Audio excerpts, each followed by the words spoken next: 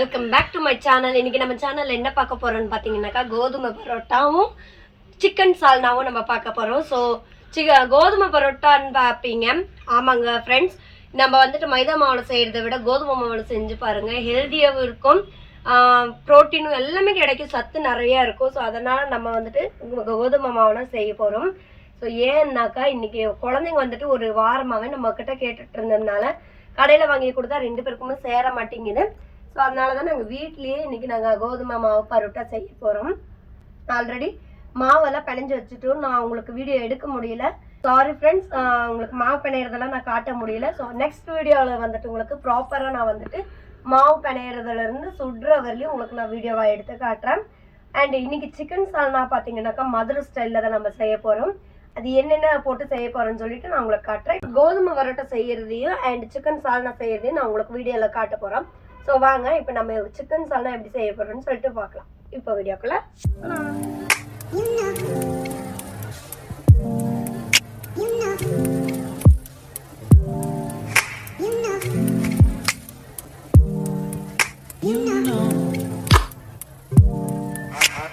Friends, இப்போ நம்ம முதல்ல வந்துட்டு பார்த்தீங்கன்னாக்கா 15 முந்திரியும் கசகசா 2 பேக்கெட் போட்டிருக்கேன். 5 ரூபா பேக்கெட் 2 போட்டிருக்கேன். ஸோ இதை வந்துட்டு நம்ம தண்ணியில் முதல்ல ஊற வச்சிடலாம். ஸோ இது ஊற வச்சு இது ஓரமாக இருக்கட்டும். அப்புறம் பார்த்தீங்கன்னாக்கா நம்ம வந்துட்டு சிக்கன் சால்னாவுக்கு நம்ம மசாலா ரெடி பண்ணணும். ஸோ அது என்னென்ன பொருள்னு சொல்லிட்டு காட்டுறேன் வாங்க. முதல்ல பார்த்தீங்கன்னாக்கா இந்த மாதிரி இந்த சைஸுக்கு வந்துட்டு கல்பாசி எடுத்துக்கோங்க.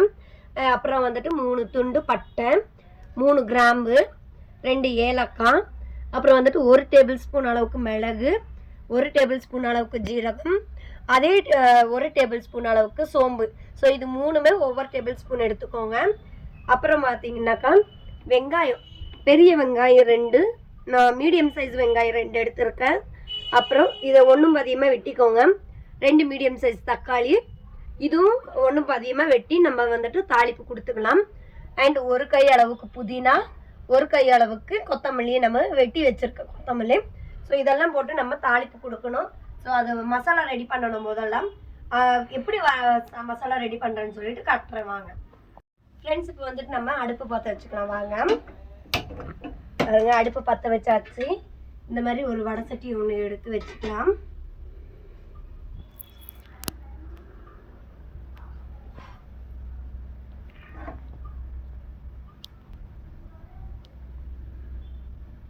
சட்டி காஞ்ச உடனே எல்லாத்தையும் நம்ம ஒன்றா போட்டுடலாம். போட்டு சிம்மில் மீடியம் ஃப்ளேமில் வச்சுட்டு ட்ரை ரோஸ்ட் பண்ணுங்க.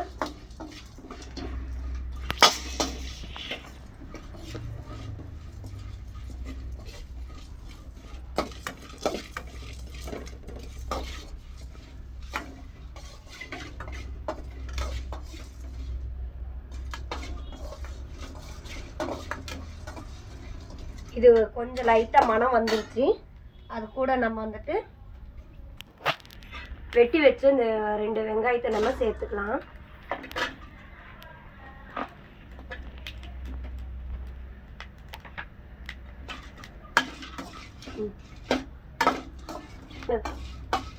இப்போ வந்துட்டு இந்த வெங்காயம் வதங்கிறதுக்கு நம்ம லைட்டாக 1 டேபிள் ஸ்பூன் அளவுக்கு எண்ணெயை சேர்த்துக்கலாம். இப்போ அடுப்பு நம்ம ஹைலியே வச்சுப்போம்.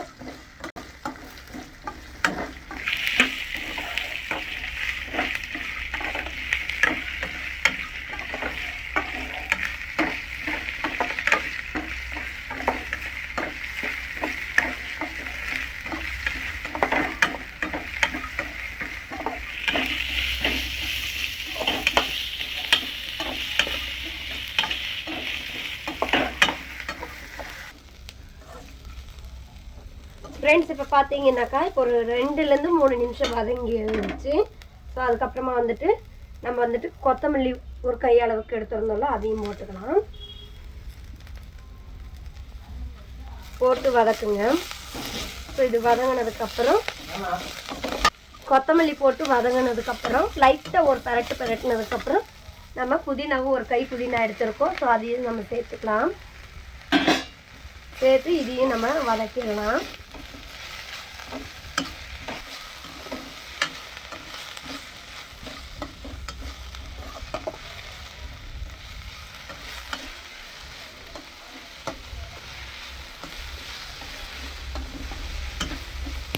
இப்போ இது கூடவே நம்ம வந்துட்டு வெட்டி வச்ச 2 தக்காளியை நம்ம சேர்த்துக்கலாம்.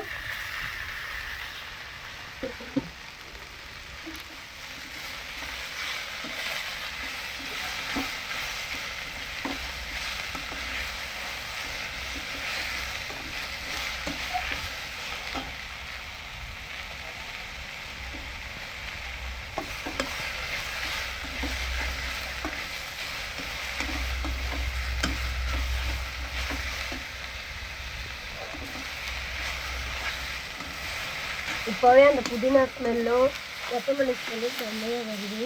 இப்போ நம்ம வந்துட்டு ஸ்பைசஸ் போட்டுக்கிறோம்.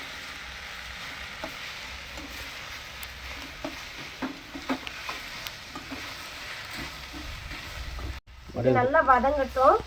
வதங்கினதுக்கப்புறம் உங்களுக்கு நான் காட்டுறேன். இப்போ வந்துட்டு இது வதங்குறதுக்காக லைட்டாக உப்பு சேர்த்துக்கலாம். ஏன்னா உப்பு சேர்த்தாக்கா கொஞ்சம் நல்லா வதங்கும்.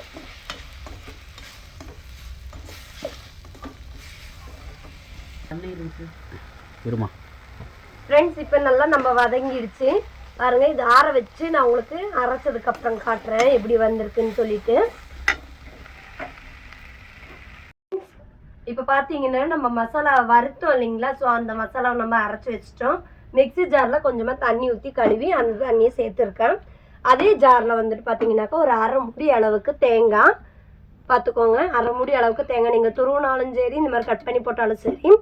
அப்புறம் முந்திரி ஊற வச்சது இதையும் சேர்த்து நம்ம 2 ஒன்றா சேர்த்து நம்ம அரைச்சிடலாம். அரைச்சிட்டு இது தனியாக எடுத்து வச்சுக்கோங்க. ஏன்னா இது நம்ம கடைசியை தான் நம்ம சேர்க்க போகிறோம். ஸோ இதை அரைச்சிட்டு உங்களுக்கு நான் தாளிக்கும் போது உங்களுக்கு காட்டுறேன். ஃப்ரெண்ட்ஸ், இப்போ நம்ம குக்கர் வச்சுருக்குறோம். ஸோ குக்கர் நல்லா காஞ்ச உடனே எண்ணெய் ஒரு 100 கிராம் அளவுக்கு எண்ணெய் சேர்த்துக்கலாம். ஏன்னா நம்ம சால்னாவுக்கு வந்துட்டு எண்ணெய் கொஞ்சம் நிறைய இருந்தால் தான் நல்லாயிருக்கும். ஃப்ரெண்ட்ஸ், நம்ம வந்துட்டு குக்கர் வச்சு இப்போ நம்ம எண்ணெய் ஊற்றி எண்ணெய் காஞ்சதுக்கு அப்புறமா சோம்பு கொஞ்சம் போட்டோம். 2 பிரியாணி இலையை போட்டிருக்கோம். அது கூட 2 ஸ்பூன் இஞ்சி பூண்டு பேஸ்ட் போட்டு வதங்கினதுக்கு அப்புறம் நம்ம வந்துட்டு சின்ன வெங்காயம் சேர்த்துருக்கோம். ஸோ பாருங்க, இதுவும் நல்லா வதங்கிடுச்சு பாருங்க. ஸோ இது கூடவே நம்ம வந்துட்டு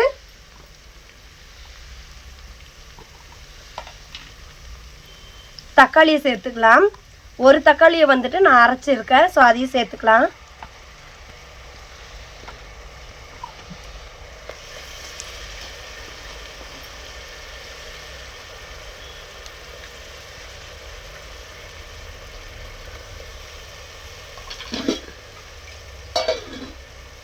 நல்லா வதக்கிடலாம் இதையும்.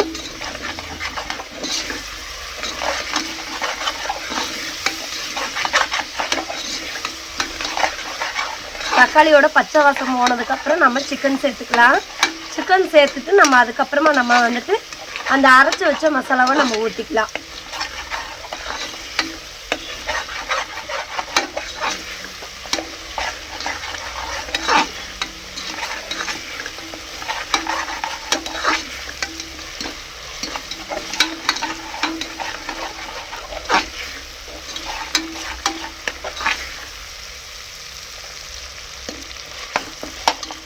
இப்போ வந்துட்டு நம்ம வந்துட்டு சிக்கன் சேர்த்துக்கலாம். ஃப்ரெண்ட்ஸ் பாருங்க, நான் அரை கிலோ சிக்கன் எடுத்திருக்கேன். ஸோ நல்லா கழுவி அதை வடித்து வச்சுருக்கேன். ஸோ அதை நம்ம சேர்த்துக்கலாம்.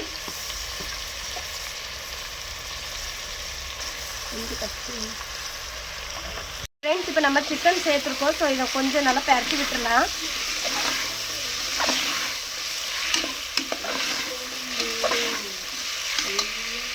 ஃப்ரெண்ட்ஸ், இப்போ சிக்கனுக்கு 1 டீஸ்பூன் அளவுக்கு நம்ம மஞ்சள்தூள் சேர்த்துக்கலாம். அப்புறம் கொஞ்சமாக சிக்கனுக்கு உப்பு பிடிக்கிறதுக்கு தேவையான அளவு உப்பு போட்டுக்கலாம். உப்பு போட்டு நல்லா பரட்டி எடுத்துருங்க.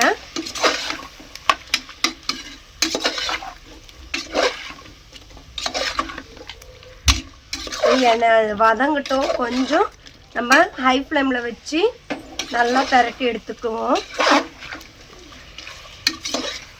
இது கூடவே நம்ம இந்த அரைச்ச மசாலா இருக்குது இல்லைங்களா, இந்த அரைச்ச மசாலாவை நம்ம ஊற்றிடலாம்.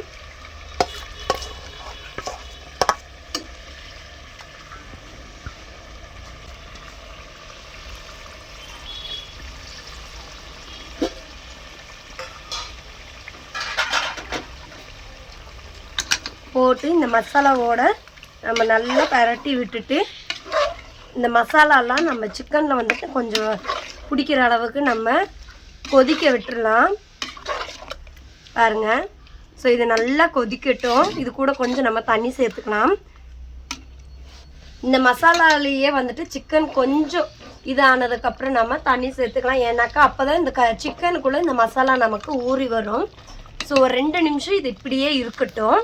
இது கொதிச்சதுக்கப்புறம் நம்ம வந்துட்டு தண்ணி சேர்த்துக்கலாம்.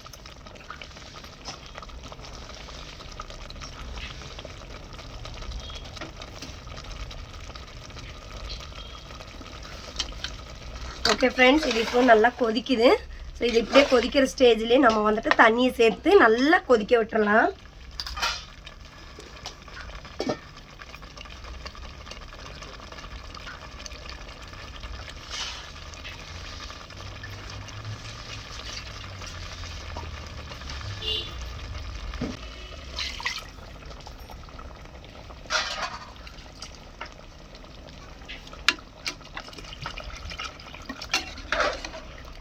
பாருங்கள், நல்லா உங்களுக்கு எந்த அளவுக்கு உங்களுக்கு கிரேவி வேணுமோ அந்த அளவுக்கு நீங்கள் ஊற்றிக்கோங்க.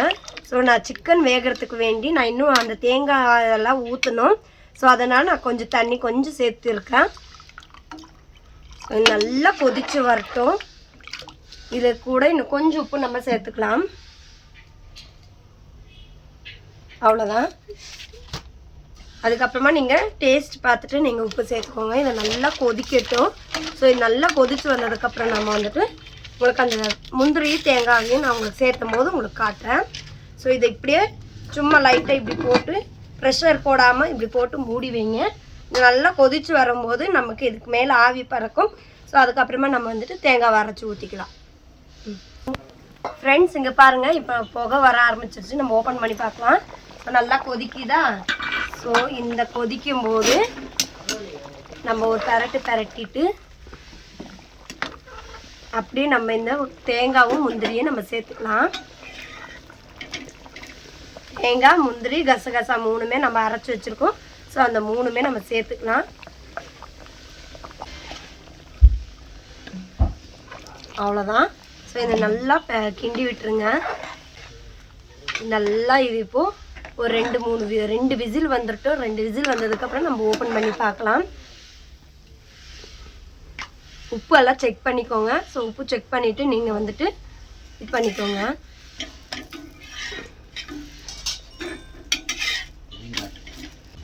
நம்ம வந்துட்டு சைடில் பார்த்தீங்கன்னாக்கா கோதுமை பரோட்டா நமக்கு ரெடி ஆகிட்டுருக்கு. ஸோ இது ஒரு பக்கம் ரெடி ஆகிட்டுருக்கு. இதுவும் இன்னும் ஒரு 5 நிமிஷத்தில் நமக்கு வந்துட்டு சிக்கன் சால்னா ரெடி ஆகிடும். ஓகே ஃப்ரெண்ட்ஸ், இதை நம்ம சுட்டாச்சு. நம்ம எடுத்துடலாம். இது இப்போ வந்துட்டு நம்ம குக்கரை மூடி போட்டு மூடிக்கலாம்.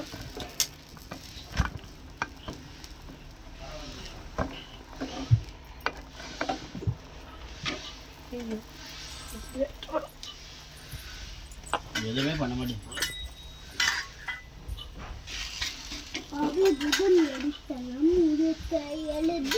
நம்ம அப்படியே விசில் ஒன்று போட்டு விட்டுறலாம். 2 விசில் வரட்டும். 2 விசில் வந்ததுக்கப்புறம் உங்களுக்கு நான் ஓப்பன் பண்ணி காட்டுறேன். ஃப்ரெண்ட்ஸ், இப்போ பார்த்தீங்கன்னாக்கா நம்ம கறி மசாலா கொஞ்சம் 1 ஸ்பூனு, அப்புறம் சிக்கன் மசாலா 1 ஸ்பூன் அளவுக்கு சேர்த்துக்கோங்க.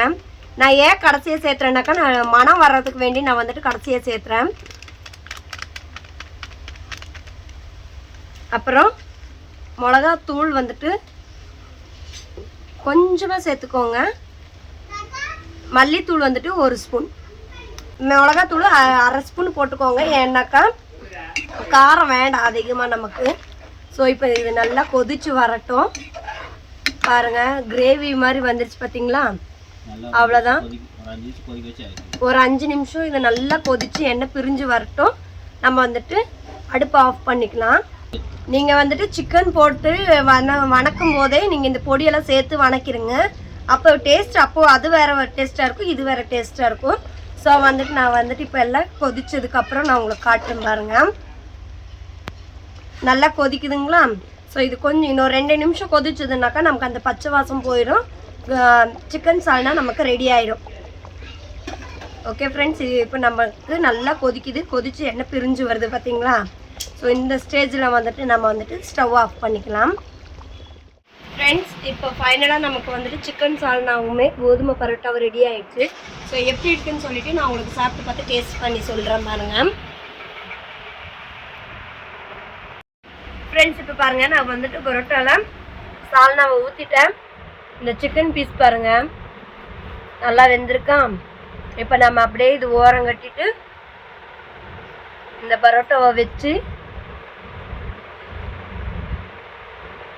நல்லா குழச்சி சாப்பிட்டு பார்க்கலாம் வாங்க.